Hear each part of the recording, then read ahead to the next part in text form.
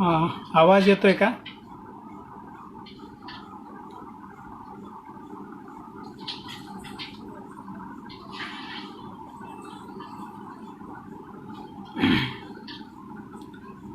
कृपया आवाज आवाज येतोय का कळवा, जे मला सुरू करता येईल.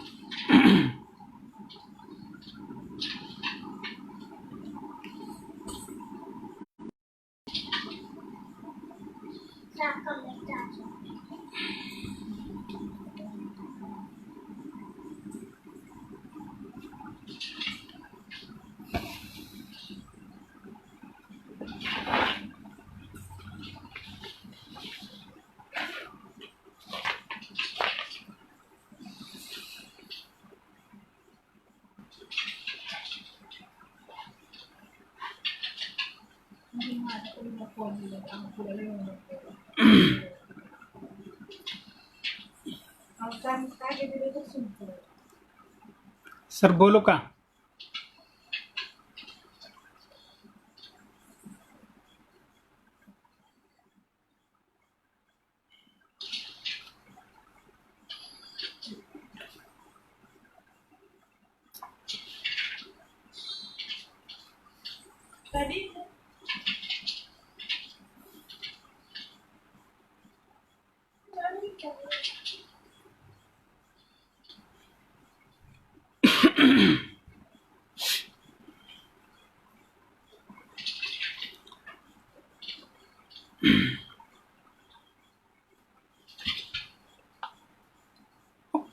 ओम श्री गुरु बसवलिंगाय नमः.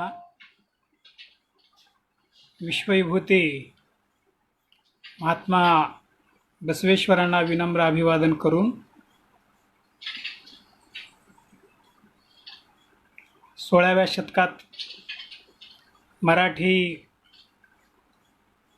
संत साहित्याचा पाया घालणारे महाराष्ट्राचे आराध्य दैवत संत शिरोमणी मन्मथ माऊलींच्या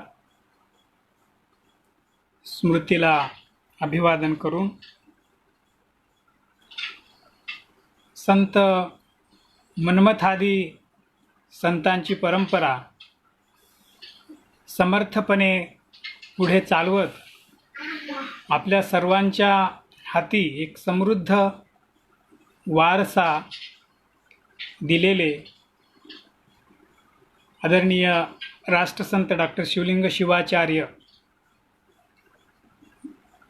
महाराज यांच्या स्मृतिप्रीत्यर्थ आयोजित केलेल्या या परमरहस्य फेसबुक पेजवरील व्याख्यानमालेचे संयोजक, आमचे मार्गदर्शक ॲडव्होकेट शिवानंद हैबतपुरे सर, त्याचबरोबर शरणश्री विश्वनाथ मोरगे यांना शरणुशरणार्थी सांगून महाराष्ट्रामध्ये बसवादी शरणांचं साहित्य घराघरामध्ये पोहोचवण्याची एक साहित्य क्रांती केलेले महाराष्ट्र बसव परिषदेचे संस्थापक अध्यक्ष परमपूज्य डॉक्टर बसवलिंग पट्टदेवरू आप्पाजींच्या चरणी शरणार्थी सांगून आजच्या या फेसबुक लाईव्ह व्याख्यानमाला ऐकणाऱ्या सर्व शरण बांधवांना शरणुशरणार्थी. मित्रहो, व्याख्यानाला सुरुवात करण्याच्या पूर्वी एका 2 गोष्टीचा उल्लेख या ठिकाणी करणं मला अत्यंत महत्त्वाचं वाटतं. आज 2 ऑक्टोबर महात्मा गांधी आणि लाल बहादूर शास्त्री यांची जयंती, आणि या जयंतीच्या पार्श्वभूमीवर किंवा या जयंतीच्या उषक काळामध्ये उत्तर प्रदेशामध्ये हाथरस इथं जी काही घटना घडली त्या घटनेचा निषेध मी पहिल्यांदा या ठिकाणी व्यक्त करतो, कारण समाजाचा एक जबाबदार नागरिक, देशाचा एक जबाबदार नागरिक आणि ज्या संतांनी आम्हाला परस्त्री पार्वती समान मानायला शिकवलं, त्या संत परंपरेचा एक लहानसा वारसदार म्हणून सुद्धा आज देशभरामध्ये जे काही घडत आहे त्या गोष्टीचा पहिल्यांदा या ठिकाणी निषेध व्यक्त करतो. त्याच्याविषयी मी या व्याख्यानाच्या शेवटी थोडंसं बोलणार आहे. त्यापूर्वी संयोजकांनी मला या ठिकाणी मराठी लिंगायत संत साहित्यातील पुरोगामित्व असा विषय सुचविलेला आहे. त्या अनुषंगाने मी केलेलं अध्ययन, मला संत साहित्य जे आकलन झालं माझ्या अल्पमती बुद्धीला, त्या एका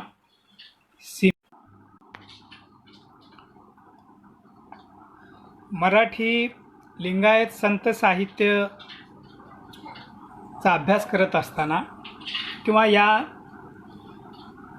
विषयाची मांडणी करत असताना आपल्याला थोडंसं मागं डोकावून पाहावं लागेल की मराठी लिंगायत संत साहित्य नेमकं कोणत्या शतकापासून किंवा कोणत्या काळापासून निर्मिती झाली, त्याच काळात का निर्मिती झाली, त्याच्यापूर्वी का झाली नाही, त्याची थोडीशी कारणमीमांसा आपल्याला शोधावी लागेल. आणि त्याच्यानंतर या साहित्यानं जो पुरोगामी विचाराचा वारसा, आपण नेहमी महाराष्ट्राला म्हणत असतो की महाराष्ट्रात हा पुरोगामी विचाराचा वारसा असलेला प्रांत आहे, देश, महाराष्ट्र देश आहे, राज्य आहे. मग हा वारसा नेमका आम्हाला कोणी दिला, आम्ही त्या वारशाचं कितपत वारसदार म्हणून समर्थपणे त्याची अंमलबजावणी कितपत करतो, याच्या एका गोष्टीचं चिंतन आजच्या या विषयामध्ये अभिप्रेत आहे असं मला वाटतं. त्या दिशेनं मी माझं व्याख्यान आपल्यासमोर चिंतन रूपामध्ये ठेवण्याचा प्रयत्न करीत आहे. वास्तविक पाहता मी काही संत साहित्याचा फार मोठा अभ्यासक वगैरे नाही, परंतु जसं मन्मथ स्वामी सांगतात की मी बसवण्णांच्या पालखीतला तहाना आहे, तसं या संत आणि शरण परंपरेतल्या एका भव्य परंपरेचा मी एक तानुलं बाळ आहे असं म्हणता येईल. त्या बाळाला किंवा त्या बुद्धीला जे संत साहित्याचं आकलन झालेलं आहे ते मी आपल्यासमोर या ठिकाणी ठेवण्याचा प्रयत्न करणार आहे. आपल्या सर्वांना माहिती आहे, जगज्योती महात्मा बसवेश्वरांनी 12व्या शतकामध्ये लिंगायत धर्माची स्थापना केली. अनुभव मंटपाच्या माध्यमातून 770 शरणगण, त्याच्यामध्ये अनेक 70 स्त्रिया, विशेष म्हणजे सर्व समाज घटकातील स्त्री पुरुष बसवण्णांच्या या आंदोलनामध्ये सहभागी झाले होते. बसवादी शरणांनी कायक, दासोह, स्वातंत्र्य, समता, बंधुता, सामाजिक न्याय, अनुभव मंटपासारखी पहिली लोकशाही संसद दया हाची धर्माचा मूळ ही जी काही जीवनमूल्य नव्याने 12व्या शतकामध्ये महात्मा बसवण्णांनी प्रदान केली होती.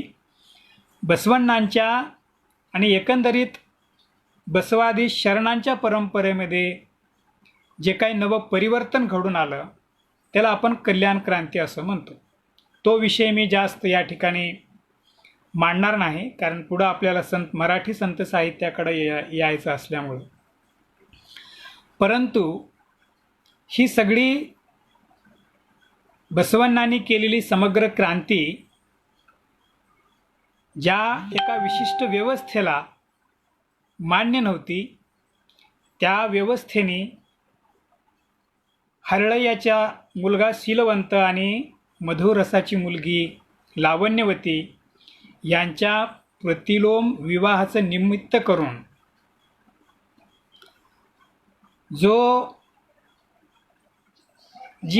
जी प्रतिक्रांती घडवून आणली, त्याच्यानंतर लिंगायत समाजाचं किंवा लिंगायत झालेल्या अनुयायांची परिस्थिती काय होती याच्यावर थोडासा प्रकाश टाकल्याशिवाय आपल्याला मराठी संत साहित्याकडे येता येणार नाही. कल्याण प्रतिक्रांती झाल्यानंतर हा कल्याणच्या परिसरामध्ये उगम पावलेला, समृद्ध झालेला, वाढलेला जो लिंगायत धर्म आहे किंवा त्या धर्माचे जे काही अनुयायी आहेत त्या अनुयायांना किंवा त्या अनुयायांनी फार मोठ्या प्रमाणामध्ये स्थलांतर करावं लागलं त्यांना. त्याची अनेक कारणं आहेत. वचन साहित्य रक्षण करण्यासाठी आमच्या अनेक शरणांनी प्राणाचं बलिदान देऊन कल्याण सोडून उळवी, कुडलसंगम, श्रीशैल्य, सोलापूर अशा वेगवेगळ्या भागामध्ये त्यांना स्थलांतर करावं लागलं. याच्याशिवाय कल्याण प्रतिक्रांतीमध्ये शरणांचं जे काही हत्याकांड घडून आलं होतं त्या हत्याकांडाला भिवूनसुद्धा अनेक शरणांना बसव कल्याण म्हणजे आजचा जो बसव कल्याण आहे त्या बसव कल्याणच्या आजूबाजूचा परिसर म्हणजे आजच्या भौगोलिक भाषेमध्ये सीमेच्या भाषेमध्ये जर बोलायचं झालं तर कर्नाटकालगत असलेला महाराष्ट्र, तेलंगणा, आंध्र प्रदेश, तमिळनाडू आणि केरळ, विशेषतः महाराष्ट्र, तेलंगणा आणि आंध्र प्रदेश या भागामध्ये कल्याण प्रतिक्रांतीच्या नंतर फार मोठ्या प्रमाणामध्ये लिंगायतांचं स्थलांतर झालं. हे 12व्या शतकाच्या नंतर. मी ही पार्श्वभूमी याच्यासाठी सांगतोय की आपल्यामध्ये काही परंपरावादी जी लोक आहेत ते सांगतात की आमचा धर्म फार प्राचीन आहे, पुरातन आहे. तुमचा धर्म प्राचीन आहे, पुरातन आहे, हे ठीक आहे. तर प्राचीन काळापासून या धर्माचं साहित्य आमच्या भाषेमध्ये म्हणजे मराठीमध्ये का सापडत नाही? मराठी संतांचं साहित्य 16व्या शतकामध्येच का निर्माण झालं? त्याच्यापूर्वी प्राचीन असलेल्या धर्माचं तुमचं साहित्य आमच्या मातृभाषेमध्ये का आलं नाही? याला काही जण उत्तरं देतील की त्यावेळेस आमच्या धर्माचं साहित्य संस्कृतमध्ये होतं. धर्माचं साहित्य संस्कृतमध्ये असेल पण तुमच्या धर्माचे अनुयायी संस्कृत जाणकार होते का? संस्कृत जाणकार नसतील तर त्या लोकांनी संस्कृतमध्ये साहित्य कोणी निर्माण केलं, कशासाठी केलं आणि ते कशाच्या पातळीवर झालं? अशा अनेक प्रश्नाची उत्तरं जे प्राचीन धर्म आहे म्हणून सांगतात त्यांनी या प्रश्नाची उत्तरं दिली पाहिजेत आणि ती उत्तरं आपल्या लक्षात आली पाहिजेत. म्हणून मी ही थोडीशी पार्श्वभूमी आपल्याला या ठिकाणी सांगत आहे. कल्याण प्रतिक्रांतीच्या नंतर जे काही मोठ्या प्रमाणामध्ये स्थलांतर झालं, विशेषतः मराठवाडा म्हणजे महाराष्ट्र, तेलंगणा आणि आंध्रच्या सीमेवर त्या ठिकाणी 13व्या-14व्या शतकामध्ये स्थलांतरित झालेल्या लिंगायतांची जी भाषा होती ती कन्नडच भाषा होती. आताही आपल्या वडिलांच्या अगोदर आजोबा आणि आजींची जी भाषा आहे, आपल्या घरातली मातृभाषा, ती बहुतांश लिंगायतांच्या घरामध्ये कन्नड भाषाच बोलली जात होती. हे 12व्या शतकापासून आलेल्या परंपरेचं एक सगळ्यात मोठं आपल्याला उदाहरण किंवा तो अनुबंध आपल्याला या ठिकाणी जोडता येतो. मग त्याच्यानंतर आमच्या लोकांना नेमकं मराठीमध्ये साहित्य निर्माण करावं का वाटलं, याची सुद्धा कारणं आपल्याला शोधली पाहिजेत. 15व्या शतकाच्या नंतर महाराष्ट्रावर बहुतेक बहामनी म्हणजे मोगलांचं राज्य या ठिकाणी प्रस्थापित होऊ पाहत होतं. अशा वेळेस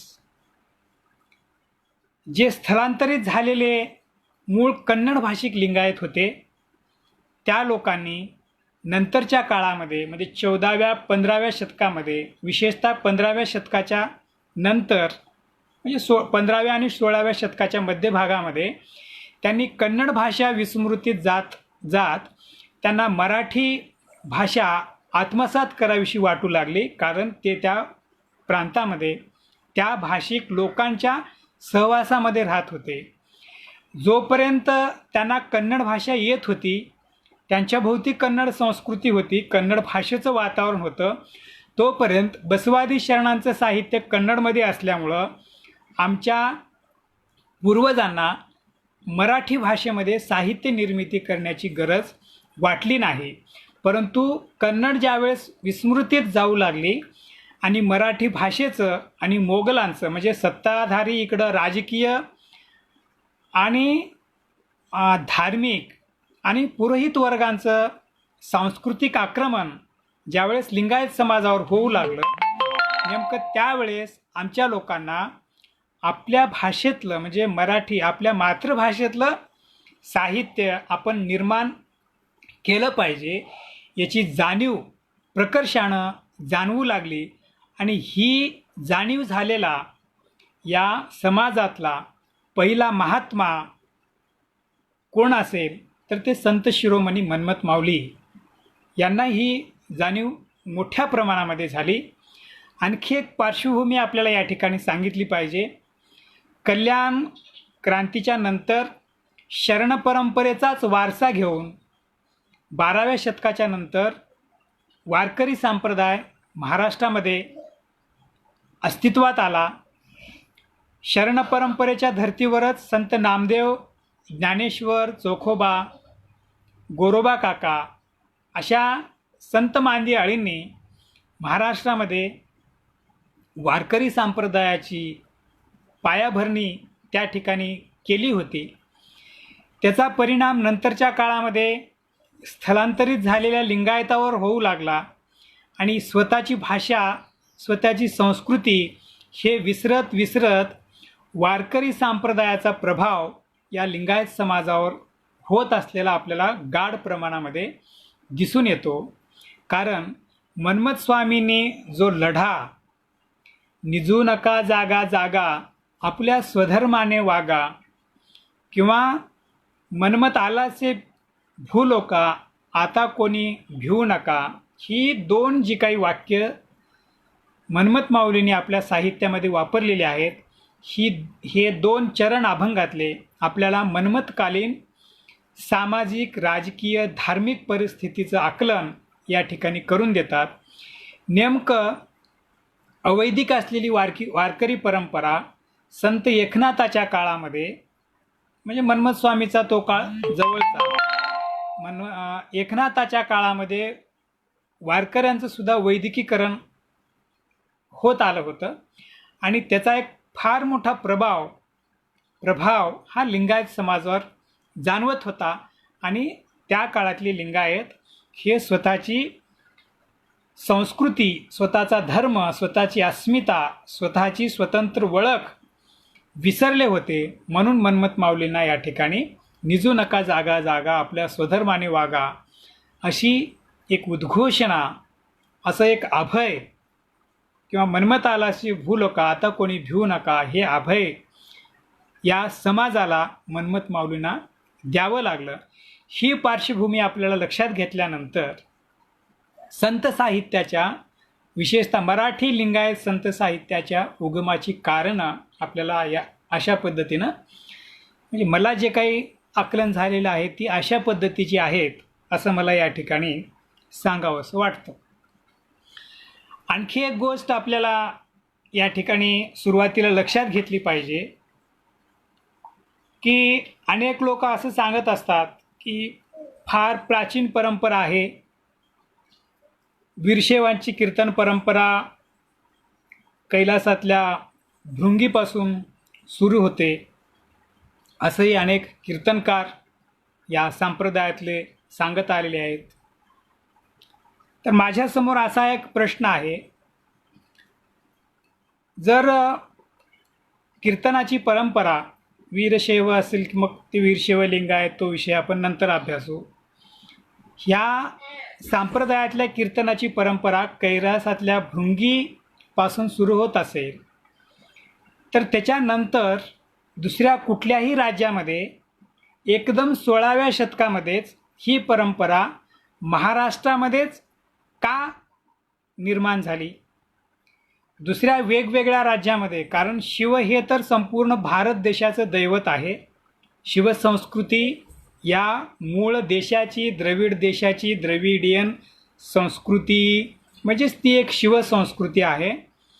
शिवसंस्कृतीतलाच भृंगी आहे, त्या भृंगीपासून निर्माण झालेली जर कीर्तन परंपरा होती तर ती वेगवेगळ्या राज्यामध्ये का अस्तित्वात येऊ शकली नाही, महाराष्ट्रामध्येच का अस्तित्वात आली आणि ती 16व्या शतकातच का आली, हे प्रश्न माझ्यासमोर जेव्हा पडले तर त्याचं उत्तर शोधताना मला असं जाणवून आलं की महाराष्ट्रामध्ये वारकरी संप्रदायाने खऱ्या अर्थानं ही कीर्तन परंपरा सुरू केली.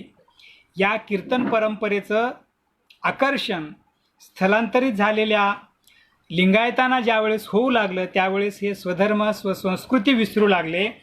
त्यावेळेसच या वारकरी संप्रदायाच्या पार्श्वभूमीवर या समाजाला, आपल्या समाजाला जर रोखायचं असेल किंवा स्वधर्माची शिकवण या समाजाला द्यायचं असेल तर आपण सुद्धा कीर्तन परंपरा, अभंग साहित्य हे निर्माण केलं पाहिजे. हे मन्मथ स्वामीला जाणवलं, हे लक्षात आलं, म्हणून मन्मथ स्वामीने खऱ्या अर्थानं महाराष्ट्रामध्ये लिंगायत कीर्तन परंपरेचा पाया घातला असं मला या ठिकाणी आवर्जून सांगावंसं वाटतं. मग या कीर्तनासाठी लागणारं जे साहित्य आहे ते संस्कृतचे श्लोक घेऊन आपल्याला कीर्तन करता येत नाही.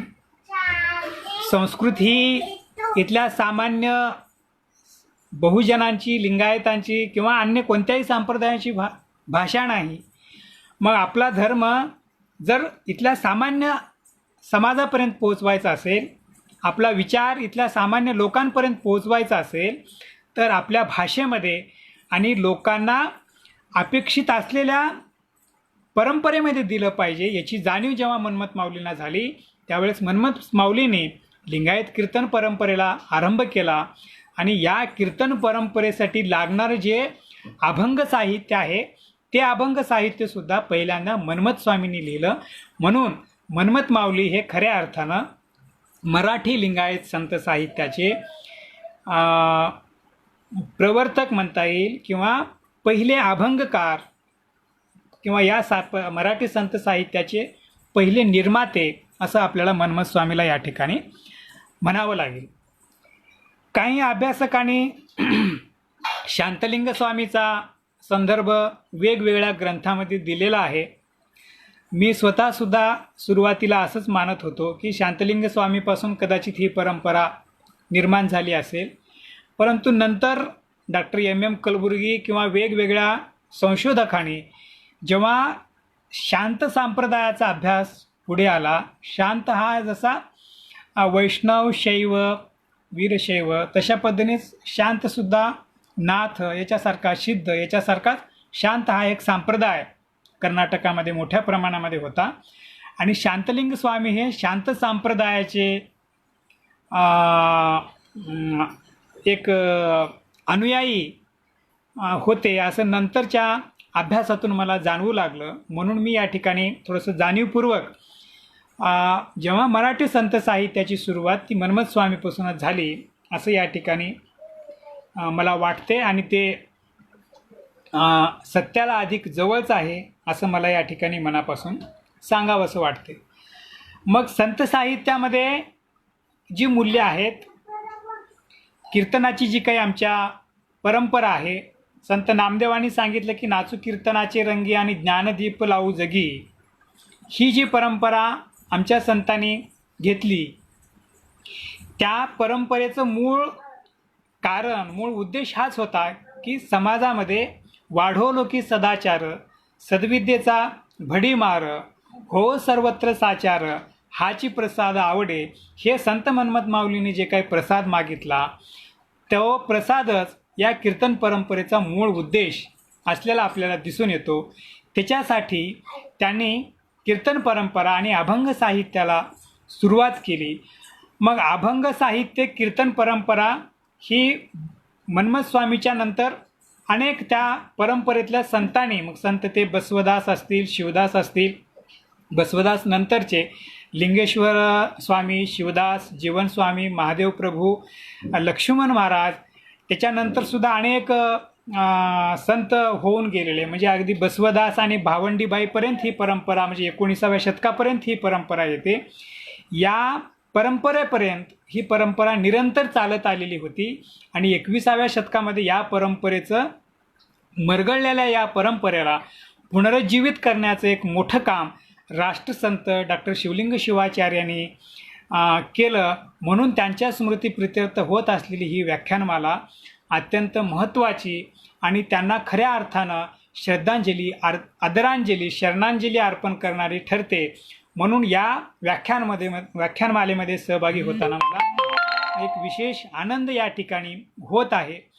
महाराजांच्या कार्याविषयी, म्हणजे अहमदपूर आप्पांच्या कार्याविषयी एक गोष्ट मला आवर्जून या ठिकाणी जाणीवपूर्वक सांगावीशी वाटते की त्यांनी संस्कृत भाषेचे ते विद्वान होते, संस्कृत पंडित होते. सिद्धांत शिखामणीसारख्या ग्रंथावर मराठीमध्ये त्यांनी पहिलं भाष्य लिहिलं, शिवयोगशास्त्र या नावाने. असा संस्कृतमधला एक विद्वान, पंडित आणि एका मठाचा मठाधीश असा असतानासुद्धा महाराज, म्हणजे आप्पाजी, शिवलिंग शिवाचार्य आप्पाजी हे संस्कृत भाषेच्या सोहळ्यामध्ये अडकून न पडता यांना मन्मथ माऊली का आकर्षित वाटले याचा ज्यावेळेस मी अभ्यास करतो आणि त्यातल्या त्यात एका मठाचा मठाधीश होऊन त्या मठाची परंपरा किंवा संस्कृत भाषेचं पांडित्य मिरवण्याचं सोडून अहमदपूरचे आप्पा हे मराठी संताकडं का वळले, तर याचं एक कारण मला जाणवलेलं असं होतं की इथल्या समाजाला आपण संस्कृतचे श्लोक सांगून समाज प्रबोधन करू शकत नाही, धर्माचा उपदेश करू शकत नाही. म्हणून आमच्या संतांनी मायबोलीमध्ये, मराठी भाषेमध्ये जे साहित्य निर्माण केलेलं आहे त्या साहित्याच्या माध्यमातूनच आपला विचार, आपला धर्म, आपली संस्कृती, आपली परंपरा इथल्या सामान्य लोकांपर्यंत आपण व्यवस्थितरित्या पोहोचवू शकतो.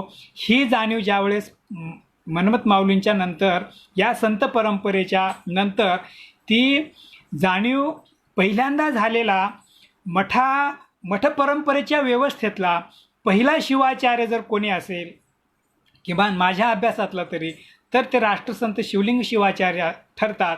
शिवलिंग शिवाचार्यांच्या अगोदर अनेक मठाधीश शिवाचार्य झाले असतील, परंतु एकाही शिवाचार्याने खांद्यावर विणा घेऊन नाचू कीर्तनाचे रंगी, ज्ञानदीप लावू जगी ही आमच्या संतांची परंपरा मिरवलेली दिसत नाही. म्हणून राष्ट्रसंत आमच्या दृष्टीने महत्त्वाचे ठरतात की इथल्या मूळ मातीच्या संत परंपरेची शिकवण, वारसा आम्हाला त्यांनी करून दिली. म्हणून त्यांच्या स्मृतीप्रित्यर्थ होत असलेला हा कार्यक्रम या दृष्टीने फार महत्त्वाचा आहे. कारण त्यांनी आयुष्यभर जी काही मूल्य जोपासली त्या मूल्यांचं जनजागरण करणं, ते मूल्य महाराजांचं फक्त नामजप करत, स्मरण करत, किंवा ते गेले पर्व संपलं, किंवा अनेक गोष्टी अशा न करता संत, विचारवंत, साहित्यिक, संशोधक हे कधीही संपत नसतात. ते विचाराच्या रूपाने आपल्यामध्ये सदैव जिवंत असतात. त्यांना जिवंत ठेवायचं असेल तर त्यांनी दिलेला जो मार्ग आहे, त्यांनी दिलेली जी मूल्ये आहेत, ती मूल्ये जिवंत ठेवण्यासाठी त्यांच्या अनुयायाने प्रयत्न करणं म्हणजे महाराजांना जिवंत ठेवणं आहे. त्या दृष्टीने ही व्याख्यानमाला खूप महत्त्वाची आहे. म्हणून आमच्या संतांनी, आता आणखी एक गोष्ट आपल्याला या ठिकाणी सांगून मी विषयाकडे येतो, की कीर्तनाची परंपरा महाराजांनी पुनरुज्जीवित केल्यानंतर अनेक कीर्तनकारांनी ही परंपरा अत्यंत समर्थपणे पुढे चालवलेली आपल्याला दिसून येते. परंतु थोडंसं संत साहित्याचा अभ्यास आपण करत असताना ज्यावेळेस या कीर्तनकारांची कीर्तनं आपण ऐकतो, या कीर्तनकारांच्या कीर्तनांमध्ये संत साहित्यातली सगुण उपासना आणि भक्ती ही दोन जर जी मूल्य सोडली तर ते जास्त दुसऱ्या मूल्यांकडं किंवा दुसऱ्या संतांनी जी काही जीवनमूल्य आम्हाला सांगितलेली आहेत, त्या जीवनमूल्यांकडं या कीर्तनकारांनी फारसं लक्ष दिलेलं आपल्याला दिसून येत नाही. म्हणून महाराष्ट्रातला युवक वर्ग असेल या कीर्तन परंपरेपासून का दूर आहे, तर आमच्या जवळचं कीर्तन परंपरेमध्ये वयातलं अंतर असेल किंवा कीर्तन परंपरेला आलेलं सांप्रदायिक, अत्यंत धार्मिक आणि एक परंपरावादी जे रूप आहे, ते रूप या ठिकाणी आपल्याला असल्यामुळं, परंतु संतांचा अभंग ज्यावेळेस मूळ आपण अभ्यासतो त्यावेळेस बसवादी शरणांच्या वचनाच्या अगदी जवळचं भाष्य करणारी संतांनी अभंग लिहिलेले आहेत. त्या अभंगाकडं आम्ही लक्ष दिलेलं नाही. म्हणून काही स्वार्थी लोकांनी शरण हे कर्नाटकातले आणि मन्मथादी संत परंपरा ही महाराष्ट्रातली, या दोघाचा काही संबंध नाही. कर्नाटकातल्या लोकांनी महाराष्ट्रात येऊ नये आणि महाराष्ट्रातल्या लोकांनी कर्नाटकात जाऊ नये, ही जी काय एक सीमारेषा कोणत्याही संतांना, विचारांना, महापुरुषांना प्रांताची, सीमेची बंधनं आपण लादू शकत नाही. परंतु काही स्वार्थी लोकांनी तसा अपप्रचार या ठिकाणी केलेला होता. त्याला जर खऱ्या अर्थाने तुम्हाला उत्तर द्यायचं असेल तर मूळ संतांचं साहित्य आपण अभ्यासलं पाहिजे. त्या दृष्टीने संतांनी जे काही पुरोगामी विचार, आता मी आपल्या विषयाकडे या ठिकाणी येतोय, की पुरोगामी विचार संतांनी जे सांगितलेले आहेत ते अभंगाच्या प्रत्येक चरणामध्ये आपल्याला दिसून येतात. आपण फक्त त्या दृष्टीनं त्या संत साहित्याकडं पाहण्याची नितांत गरज आहे. म्हणून ज्यावेळेस आपण या दृष्टीने मराठी लिंगायत संत साहित्याकडे पाहतो त्यावेळेस संत साहित्य आपल्याला अनेक ठिकाणी शरण परंपरेशी, बसवादी शरणांच्या वचनाशी अत्यंत सामरस्य, तादात्म्य पावलेले या ठिकाणी दिसून येते. याची अनेक उदाहरणं मी तुम्हाला आपल्याला या माध्यमातून देऊ शकतो. संतांनी पहिलं मूल्य जे काही जोपासलं असेल ते सत्य हे काही जे मूल्य आहे शरणांनी दिलेलं असेल, की जगभरातल्या दार्शनिकांनी, महापुरुषांनी जे मूल्य स्वीकारलं, सत्य एक सर्वश्रेष्ठ मूल्य इथल्या व्यवस्थेने, पुरोगामी परंपरेने स्वीकारलेलं ते मूल्य आमच्या संतांनी अत्यंत उचलून धरलेलं दिसून येते. संत बसवलिंग महाराज एका अभंगामध्ये म्हणतात, सत्य तोची धर्म होय, असत्य हेची कर्म आहे, सत्य धरा हो जीवासी, लाथ मारा असत्याशी.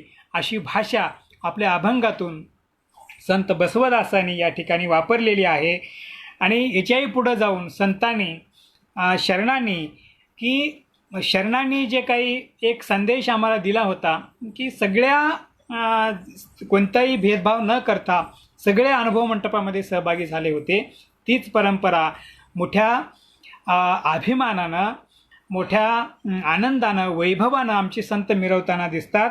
ते असं म्हणतात की यारे यारे लहान थोर, भलते याती नारी नर, येथे साधन विस्तार, न लगे कोण्या सायसे. अशा प्रकारे असा एक उपदेश संतांनी आपल्याला या ठिकाणी दिलेला आहे. याच्याही पुढं जाऊन मन्मथ माऊलींनी आपल्या या ठिकाणी सांगितलेलं आहे, नारी नरा सकळिका, येथे अधिकार असे देखा, तेथे वर्णाश्रमाचा उपखा काढू नये पै. हे फार महत्त्वाची ओवी आहे की वर्णाश्रम व्यवस्था जी इथली आहे, ब्राह्मण, क्षत्रिय, वैश्य, शूद्र या 4 भागामध्ये इथल्या मनुष्याला विभागित करणारी, ती विभागित करणारी परंपरा मनमथ माऊलींनी थेटपणे नाकारलेली आहे. आणि हे काढू नका. इथं स्त्रिया लिंग पूजा करीती त्यासी नसे हो अधोगती, दीक्षावंत सती पवित्र असती, लिंगायत धर्मनिष्ठ अशी ओवी मनमथ माऊलींनी आपल्या परमर्ष ग्रंथामध्ये या ठिकाणी वापरलेली दिसून येते. त्याच्यानंतर सगळ्यात महत्त्वाचा पुरोगामित्वाचा एक मूल्य, पुरोगामित्वाचं जे मूल्य म्हणून आपल्याला स्वीकारता येईल, सांगता येईल, ते म्हणजे विटाळ आणि सूतक ज्याला आपण म्हणतो. शरणांनी तर पंचसूतकाचंही झिडकारून दिलेलं आहे, त्यांनी पंचसूतकं नाकारलेली आहेत, हे अनेक वचनातून आपल्याला दिसून येते.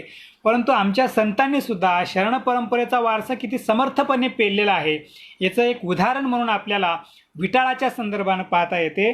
आमच्या संतांनी सगळ्याच प्रकारचा विटाळ या ठिकाणी नाकारलेला आहे. म्हणून संत बसवदासाचाच एक अभंग या ठिकाणी आहे. माझा देव सोवळा पाही त्यासी ओवळा विचार नाही, तत्व एक आत्मा एक तेथे भेद नाही देख. म्हणजे सोळं ओळं मांडण्याची जी विचार आहेत ते आमच्या देवाला कुठलंही सोळं नाही, विटाळ नाही, ओवळं नाही. या सगळ्यापासून आमचा भगवंत जो आहे, आमचं जे लिंग आहे, जे परशिवतत्व आहे, शिवतत्व आहे, या सगळ्यांपेक्षा या सगळ्या बंधनातून मुक्त असलेला जगदगल जगविस्तार नभोविस्तार असलेलं हे एक शिवतत्व असले त्याची जाणीव आमच्या संतांनी या ठिकाणी करून दिली.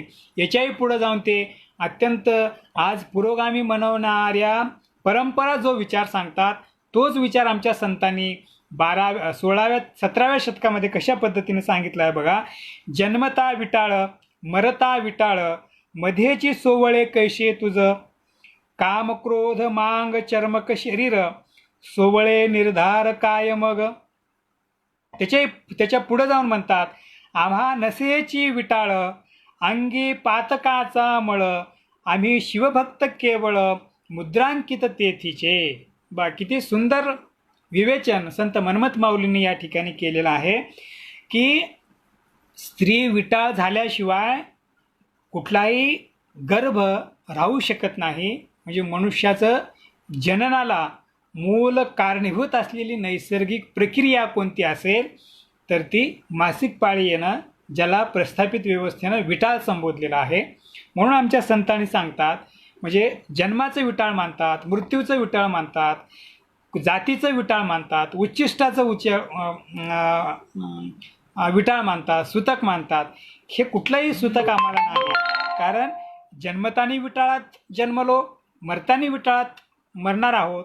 तर जन्मतानाच विटाळ घेऊन आल्यानंतर मधलं जीवन कसं काय तुझं शुद्ध होऊ शकते, असा सवाल, असा प्रश्न इथल्या व्यवस्थेला आमच्या संतांनी केला. आणि त्याच्या पुढे जाऊन मनमथ माऊलीने एक निर्णयच देऊन टाकला की आम्हा नसेची विटाळ, म्हणजे आम्हाला कुठलाच विटाळ, इष्टलिंग गळ्यात धारण केल्यानंतर आम्हाला कुठलंही विटाळ होत नाही. याचं एक उत्तम उदाहरण म्हणून मनमथ माऊली सांगतात, आम्हा नसेची विटाळ अंगी पातकाचा मळ, आम्ही शिवभक्त केवळ आणि मुद्रांकित तेथीचे. शिवभक्तांना, शरणांना, संतांना किंवा संत परंपरेतल्या वारसदारांना कुठल्याही प्रकारचे विटाळ नाही हे सांगतात. आणि आणखी एक बाजू या ठिकाणी संतांनी, शरणांनीही सांगितली, संतांनी ती बाजू पुढे उचलून कशी धरलेली आहे पहा.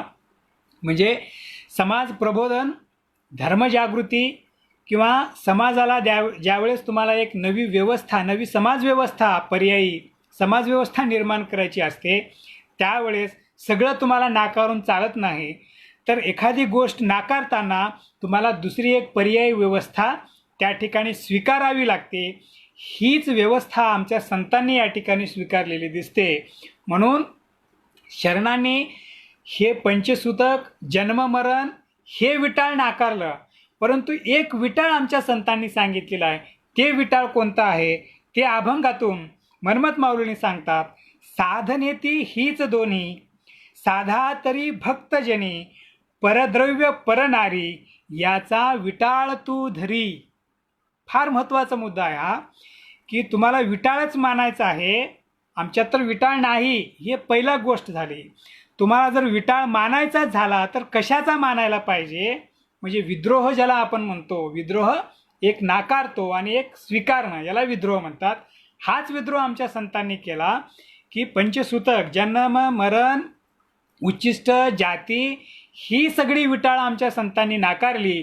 परंतु विटाळ स्वीकारलं कशाचं? परद्रव्य आणि परनारी या दोन गोष्टीचा विटाळ तू धरी.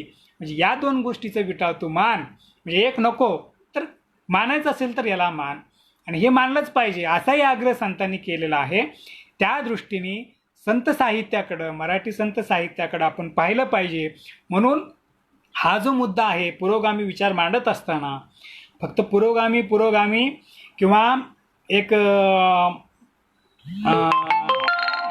जप करून ते शक्य नाही, तर संतांनी दिलेली जी मूल्य आहेत आपल्या अभंगातून, साहित्यातून, त्या मूल्यांचा अभ्यास, त्या मूल्याच्या अभ्यासाबरोबर, ज्ञानाबरोबर त्याच्याबरोबरीची कृती ही आवश्यक आहे. हा आग्रह आमच्या संतांनी या ठिकाणी धरलेला दिसून येतो.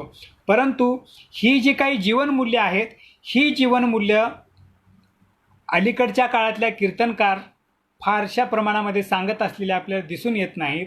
म्हणून संतांची ही एक दुर्लक्षित बाजू, म्हणजे वंचित राहिलेली बाजू, उपेक्षित राहिलेली बाजू आपण युवकांनी आज समाजासमोर आणण्याचं गरज आहे. त्या दृष्टीने आपण संत साहित्याकडं पाहिलं पाहिजे असं मला या ठिकाणी जाणीवपूर्वक सांगावंसं वाटतं.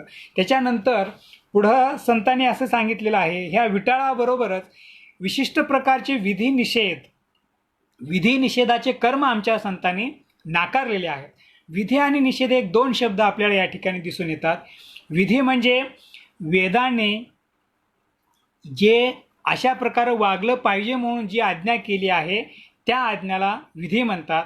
आणि असं तुम्ही करू नका, हे जी काही आज्ञा, वेदाची आज्ञा आहे, त्याला निषेध म्हणतात. म्हणजे ह्या दोन्ही गोष्टी आमच्या संतांनी नाकारलेल्या आहेत. याचाच दुसरा अर्थ आपल्याला असं सांगता येतो की संतांनी वेदप्रामाण्य, शास्त्रप्रामाण्य नाकारलेलं आहे. हे आपल्याला मन्मथ माऊलीच्याच अभंगातून सांगता येतं. मन्मथ माऊली आपल्या एका अभंगामध्ये असं म्हणतात, आम्ही नेनो कर्म विधी निषेधाचे मर्म. बघा, आम्ही नेनो कर्म विधी निषेधाचे मर्म, लिंगपूजा हा स्वधर्म एकविध आमुचा. आम्हाला सगळ्यात महत्त्वाचा विधी, महत्त्वाचा संस्कार, महत्त्वाचं काही असेल तर लिंगपूजा एक सोडलं तर आम्हाला दुसरा कुठलाही संस्कार म्हणजे प्राणपणानं जपलं पाहिजे असं आमच्या दृष्टीने नाही. लिंगपूजा हाच आमचा स्वधर्म आहे. हे राष्ट्रसंतांनी आपल्या अनेक प्रवचनातून, संतांच्या अभंगातून ती शिकवण आम्हाला दिलेली आहे. संतांनी तेच सांगितलेलं आहे, आम्ही कुठल्याही प्रकारचं कर्म विधी निषेधाचं कर्म मर्म हे जाणत नाही किंवा आम्हाला त्याची गरज नाही. आम्हाला फक्त लिंगपूजा हा स्वधर्म हेच आम्ही एकविधपणे, एकनिष्ठेने जपतो आणि ते जपलं पाहिजे, हे आमच्या संतांनी या ठिकाणी सांगितलेलं दिसून येते. त्याच्यानंतर आमच्या संतांनी हेही सांगितलेलं आहे की देहालय जाना. बघा, आपण परमरहस्याची पारायणं करतो, संतांच्या वचनांच्या गाथा भजनं पारायणं करतो, परंतु त्या ग्रंथातली मूल्य प्रत्यक्ष जीवनामध्ये स्वीकारत नाही. त्याच्यामुळं ग्रंथामध्ये आणि समाजामध्ये फार मोठ्या प्रकारची विसंगती आपल्याला या ठिकाणी दिसून येते.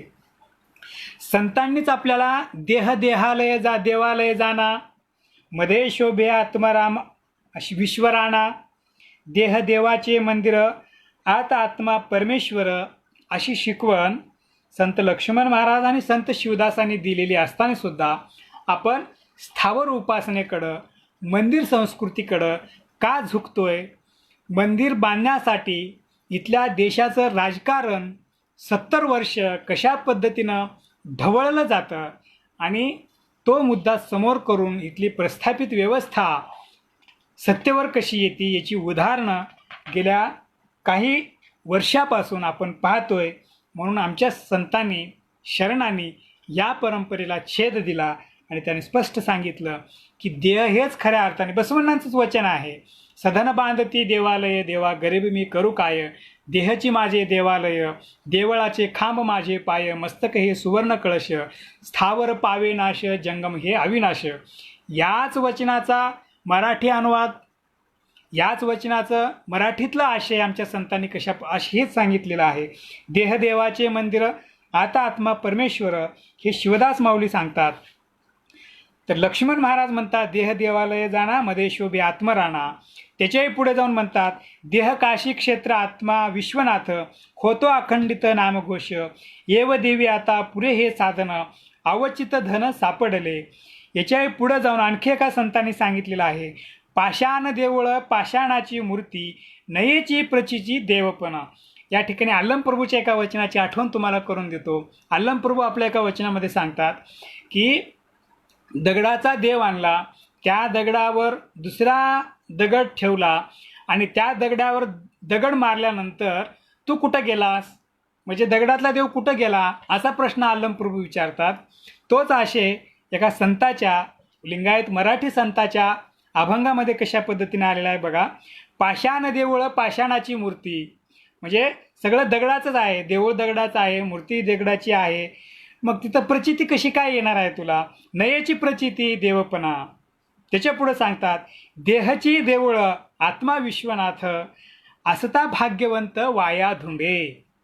म्हणजे हे आपल्याला संतांनी सांगितलेलं असताना सुद्धा आम्ही पुन्हा काशी रामेश्वर मंदिरं बांधणं वेगवेगळ्या ह्या कर्मकांडामध्ये गुंतलेली दिसतो. म्हणून खऱ्या संतांची शिकवण, संतांची खरी शिकवण आपण अभ्यास करणं गरजेची आहे.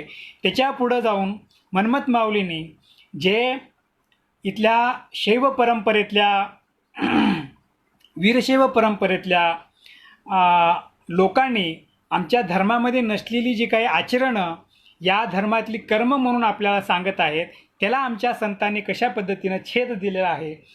मनमथ माऊली आपल्या एका अभंगामध्ये म्हणतात यज्ञाची या वाटा टाकिल्या मोडूनी तीर्था लागी जाणे खुंटविले. असं सांगितलं असताना आमचे समाज बांधव वास्तुशांती किंवा वेगवेगळ्या शुभ कार्याच्या निमित्तानं घरामध्ये यज्ञ का करतात हा एक प्रश्न आपल्यासमोर मी ठेवत आहे. त्याची उत्तरं आपण सर्वांनी पाहावीत. हे यज्ञ संस्कृती संतांनीच नाकारली असं नाही, मनमथ स्वामींनी नाकारली.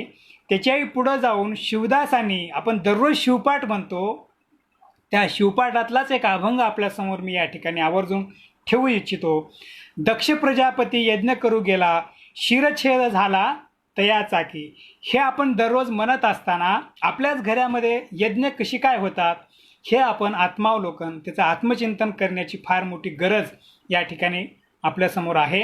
कारण ज्यावेळेस आपण शिवपाठातले अभंग दररोज म्हणतो, संत शिवदासाचाच अभंग आहे, शिवभक्तीविना केले जे सत्कर्म तरी ते दुष्कर्म होय पहा, दक्ष प्रजापती यज्ञ करू गेला शिरच्छेद झाला तयाचा की.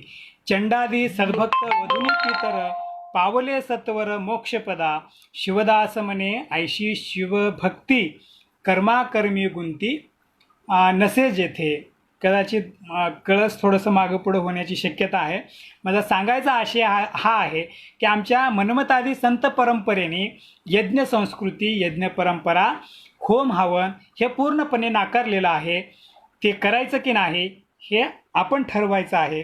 त्याच्याही पुढं जाऊन आणखी एका संतांनी सांगितलेलं आहे, आमच्या संतांनी यज्ञ संस्कृती नाकारली, यज्ञ परंपरा नाकारली, यज्ञ कशाला संबोधलं ह्याच्याही पुढं त्यांनी सांगितलेलं आहे.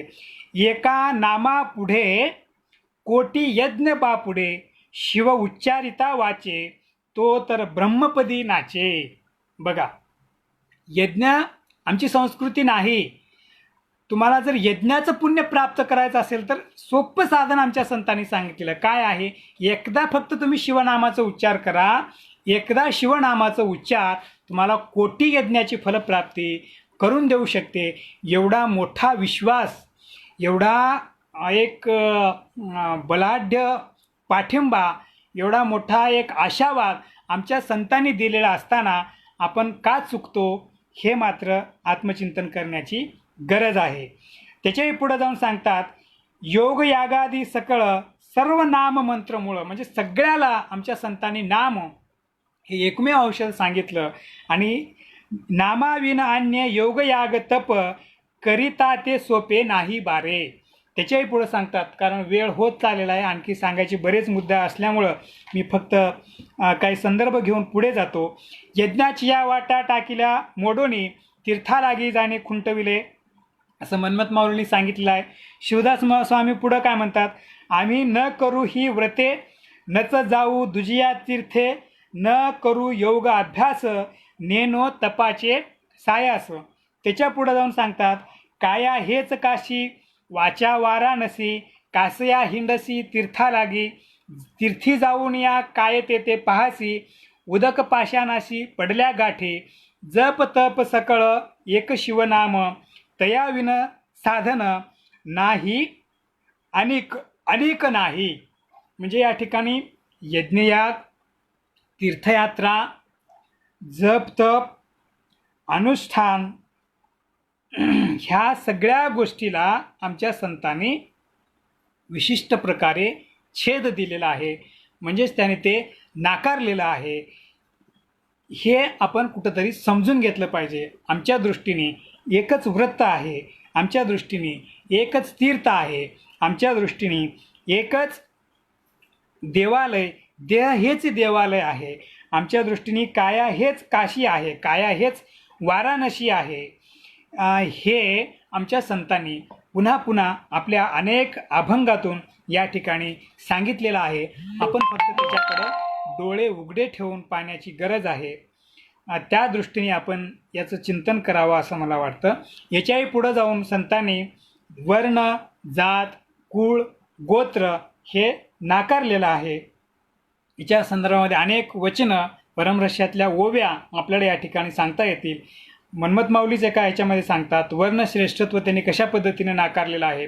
वर्णा माझी श्रेष्ठ, ब्राह्मण मी एक, वाखाणे कौतुक लोकामध्ये, दया क्षमा शांती ईश्वराची भक्ती, नसे एक रती भूतदया, तेथेची ते वर्म चुकून या गेला, भवपाशी गुंतला 84च्या. अशा प्रकारचं विवरण मन्मथ माऊली करतात. लक्ष्मण महाराज त्याच्या पुढे जाऊन सांगतात, भक्ती प्रती न लगे उंच याती वर्ण, सर्वांनी त्रिनयन स्तवावा हो. म्हणजे शिवभक्ती करायला, शिवाची स्तुती करायला वर्णाची, जातीची, गोत्राची, लिंगाची कशाचीही गरज नाही. त्याच्याही पुढं जाऊन अगदी स्पष्टपणे लक्ष्मण महाराजांनी सांगितलेलं आहे, जाती कुळ गोत्र न पाये शंकर, भक्ताचे माहेर स्वामी माझा. याच्यापेक्षा मोठा पुरावा आपल्याला आणखी काय पाहिजे. असं असतानासुद्धा आपण आपल्या पोट जातीमध्ये, लिंगायतांमध्ये असंख्य पोट जाती आपण निर्माण केलेल्या आहेत. आपण आपापल्या पोट जातीमध्ये बेटी व्यवहार तर सोडा, आणखी रोटी व्यवहारसुद्धा करायला तयार नाही. त्या दृष्टीने हे शीलवंत, दीक्षिवंत, याच्याही पुढं जाऊन आणखी बऱ्याच ज्या काही पोट जाती आहेत, ह्या सगळ्या पोट जातींना आपण कुठंतरी मुठमाती देत देत संतांचा, शरणांचा विचार पुढं वाहून नेण्याची गरज आहे. त्या दृष्टीने आपण अभ्यास केला पाहिजे. संत साहित्याकडे त्या दृष्टीने पाहिलं पाहिजे. त्याच्यानंतर कैलास, मंद्रगिरी याचंसुद्धा संतांनी आमच्या नाकारलेलं आहे. पुढं थोडक्यामध्ये विषय मी म्हणजे वेळ होत आलेला आहे, मी जास्त या ठिकाणी लांबवणार नाही. मन्मथ माऊलींचाच एक अभंग या ठिकाणी सांगतो. पार्वतीशी म्हणे शिवभक्ताचे घरी, राहावयाची थोरी वाटे मज, नावडे कैलास नको मंद्रगिरी, अविमुक्तपुरी तीही नको, नावडे श्रीशैल नगा पृष्ठीवास, हिमालयी त्रास झाला मज, मुखी नाम. बघा फार महत्त्वाची चरण आहे हे. मुखी नाम गाठी सद्भावे अर्चती, कीर्तनी नाचती आनंदाने, तेथेची हे सुख न बोलावे वाचे, मिही तैसा नाचे प्रेम भरे, तयाचा संसार करीन निज अंगे, चित्ती प्रेमभंगे होऊ ने दे, मनमत शिवलिंग म्हणे नेमोत्तर, स्वमुखे शंकर बोलिलासे.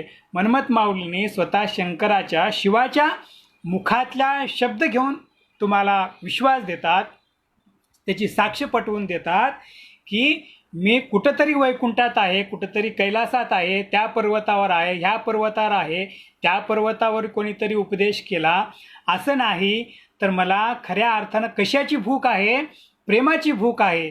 एक अभंगसुद्धा आहे प्रेमाच्या, म्हणजे देवाला देवप्रेमाचा भुकेला, अशा पद्धतीचं एक अभंग आहे संताचं. पार्वतीचा पती, ते मला आठवत नाही असू द्या.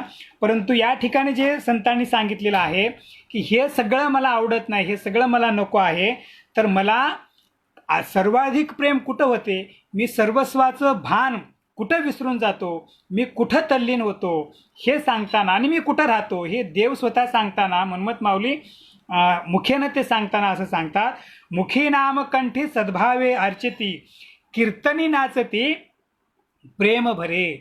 जे कीर्तनामध्ये आपण नाचतो, कीर्तनामध्ये तल्लीन होतो, त्या ठिकाणी पुढे त्यांनी सांगतात तेथीचे हे सुख, म्हणजे सुख सुख सुख म्हणून आपण आयुष्यभर ज्याचा पाठलाग करतो ते सुख दुसरं तिसरं कुणीकडं नाही. आणि शिवदास लक्ष्मण महाराजांनीच आपल्या एका अभंगामध्ये सांगितलेलं आहे, ज्या सुखासाठी आपण आयुष्यभर तळमळ करतो आणि त्याच्या शोधासाठी आपलं आयुष्य पणाला लावून वेगवेगळ्या तीर्थयात्रा, उपवास, व्रतवैकल्य, अनुष्ठान, जप, तप, म्हणजे नाना साधनाच्या केल्या खटपटी तरी न पावत्या त्याच्या दारवंटी म्हणून एकीकडे संतांनी सांगितलेलं आहे. ह्या सगळी साधनं त्या संताच्या देवाच्या दारामध्ये जाणारी नाहीत.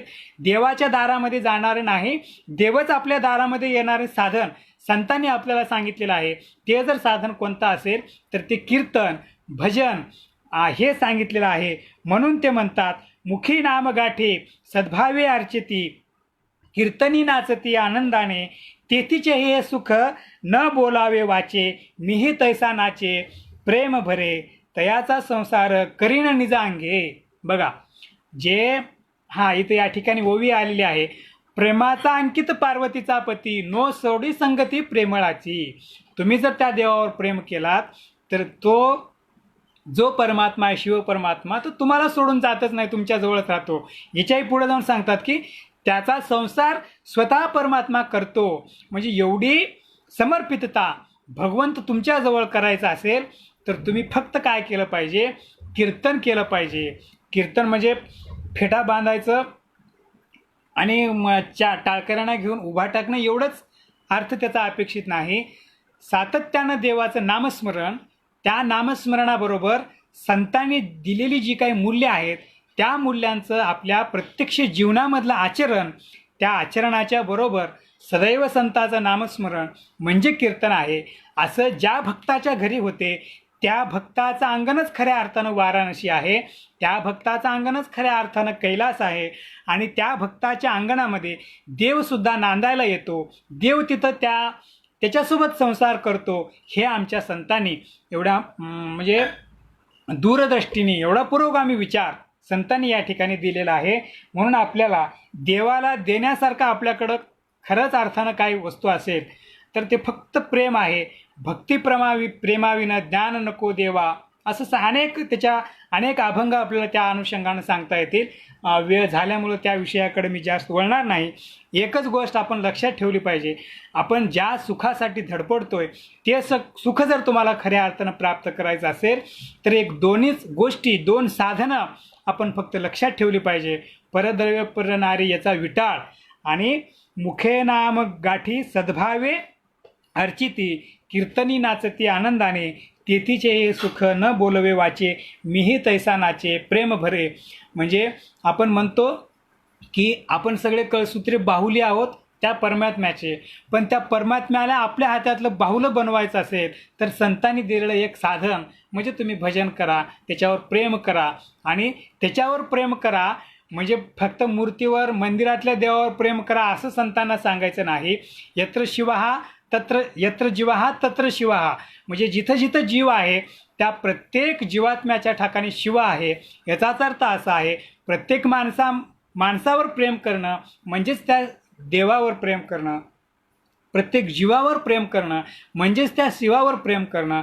अशी ज्यावेळेस आपली मनोवृत्ती होईल त्यावेळेस दुसऱ्या कुठल्याही कैलासाची, दुसऱ्या कुठल्या लिंगांग सामरस्याची, दुसऱ्या कुठल्या वैकुंठाची किंवा दुसऱ्या कुठल्या पवित्र तीर्थक्षेत्राची, पवित्र क्षेत्राची, पावन क्षेत्राची गरज आपल्याला भासणार नाही. आपलं घरच, आपल्या घराचं अंगणच हे खऱ्या अर्थानं कैलास झालेलं असेल, आपल्या घराचं अंगण अविमुक्त क्षेत्र झालेलं असेल. असं जर आपल्याला करून घ्यायचं असेल तर आपण संतांनी दिलेला मार्ग दावून गेले आधी किंवा पुढे गेले त्याचा शोधित मार्ग, चला माग घेऊ जात आम्ही, ही जे संतांनी सांगितलेला मार्ग आहे त्या मार्गाने आडराण्याने न जाता अनेक लोक आपल्याला भुलवायला येतात. हे संस्कृत सर्वश्रेष्ठ आहे, अगोदर आहे, प्राचीन आहे, म्हणून हे करू नका, हे करा, हे श्रेष्ठ आहे. अशा अनेक भूलतापा, अनेक मोह, अनेक प्रकारची वेगवेगळ्या प्रकारची आमिष आपल्याला दाखवलेली जातात. परंतु ह्या सगळ्या आमिषांना बळी न पडता आपण एक निष्ठेनं ज्यावेळेस शरणांनी संतांनी सांगितलेल्या मार्गाने, नामस्मरणाचा मार्ग असेल, कीर्तनाचा मार्ग असेल, भजनाचा मार्ग असेल आणि ह्या तिन्हीचा मार्ग म्हणजेच तो प्रेमाचा मार्ग आहे. म्हणजेच तो या जगण्यावर, या जन्मावर शतदा प्रेम करावे हा सांगणारा जो मार्ग आहे त्या मार्गावर जर आपण गेलो तर खऱ्या अर्थानं आपल्याला लिंगांग सामरस्य, खऱ्या अर्थानं आपल्याला लिंगैक्य, खऱ्या अर्थानं आपल्याला मोक्षप्राप्ती, खऱ्या अर्थानं आपल्याला वैकुंठ कैलास प्राप्ती आपल्या घरात बसूनच करून घेता येते. एवढा सोपा मार्ग आमच्या संतांनी या ठिकाणी सांगितलेला आहे. त्या मार्गाचा अवलंब तुम्ही आम्ही सर्वजण करूया असं आपल्याला या ठिकाणी सांगतो. आणि जाता जाता आमच्या संतांनी मरणाला कधीच भ्यालेलं नाही. मरण आमच्या शरणांसाठी आणि संतांसाठी उत्सव आहे. हे मरणा भेने भेती जीव आम्हा मरणाचा उत्सव, कधी मरू कधी मरू कधी देहाते विसरू, हेचे आमुचे चिंतन मागू सांबापासी दान, बसवलिंग म्हणे मरा आयुष्या मरणे चुके फेरा. अशा प्रकारे किंवा आम्ही न भिवू कळी काळा, जिंकू कृतांताचा मेळा, असा एक आत्मविश्वास आमच्या संतांनी जागवलेला आहे. म्हणून या परंपरेतल्या संतांना मरण नाही, ते कधी मरू शकत नाही. म्हणूनच राष्ट्रसंत डॉक्टर शिवलिंग शिवाचार्य हे गेले आहेत, हे आपल्यात नाहीत. ही परमरहस्यामध्ये सुद्धा या अनुषंगानं अनेक ओव्या आहेत. आपले गुरु जे गेले म्हणून संबोधतात त्यांना काय म्हटलेलं आहे हे तुम्ही परमरहस्य काढून बघा, म्हणजे तुम्हाला समजेल. म्हणून गुरु हे जे एक तत्व आहे ते ज्ञानाचं संकेत आहे, ज्ञानाचं प्रतीक आहे. म्हणून ज्ञान अर्थात गुरुतत्व हे चिरंतन आहे, त्याला कधी मृत्यू नाही. या अर्थाने राष्ट्रसंतांनी दिलेला मार्ग तो कधीही विस्मृतीत जाणारा किंवा कधीही न संपणारा, कधीही मृत पावणारा नसून तो आपल्याला दिवस जसं जातील त्याप्रमाणे नवसंजीवनी देणारा, नवा उत्साह देणारा ठरावा.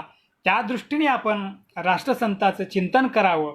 आणि आता त्यांचा जरी शारीरिक देह जरी गेलेला असला तरी त्या विचाराच्या रूपाने ते आपल्यासोबत आहेत. या दृष्टीने राष्ट्रसंतांनी सांगितलेली जीवनमूल्य आपण जीवनभर पुढे नेण्याचा प्रयत्न करूया. बसवादी शरणांची परंपरा आणि मनमतादी संतांची परंपरा याचा एक सुरेख मेळ राष्ट्रसंतांनी आम्हाला घालून दिलेला आहे. विशेषतः गेल्या 8-10 वर्षामध्ये लिंगायत धर्ममान्यतेच्या अनुषंगाने राष्ट्रसंतांनी दिलेलं जे काही फार मोठं योगदान आहे ते आपण कधी विसरू शकत नाही. म्हणूनच त्यांनी जाता सांगून दिलेला जो काही हा मार्ग आहे शरणांचा आणि संतांचा, या दोन्हींचा एक मिलन समन्वय करून आपण पुढील वाटचाल केली पाहिजे. त्या दृष्टीने आपण सर्वांनी प्रयत्न करावं असं सांगू इच्छितो.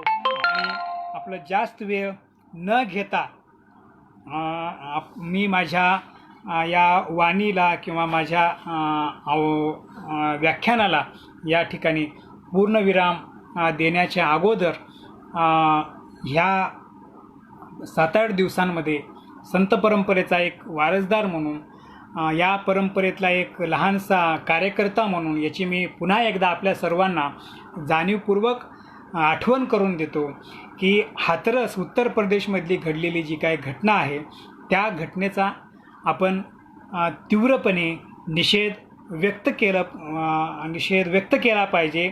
त्याच्यासाठी कारण पुरोगामी संतांच्या विचाराचा वारसा जपणाऱ्यांनी या घटनेचा निषेध आपण केलाच पाहिजे. म्हणून मी शेवटी जाता सुद्धा त्या घटनेचा तीव्र शब्दामध्ये निषेध व्यक्त करतो. आणि संतांनी दिलेला जो काही मार्ग आहे, साधने तरी हीच दोन्ही, साधा तरी भक्तजनी, परद्रव्य परनारी, आजचं संपूर्ण जगाचं देशाचं राजकारण फक्त या 2 गोष्टींनी ढवळून निघत आहे.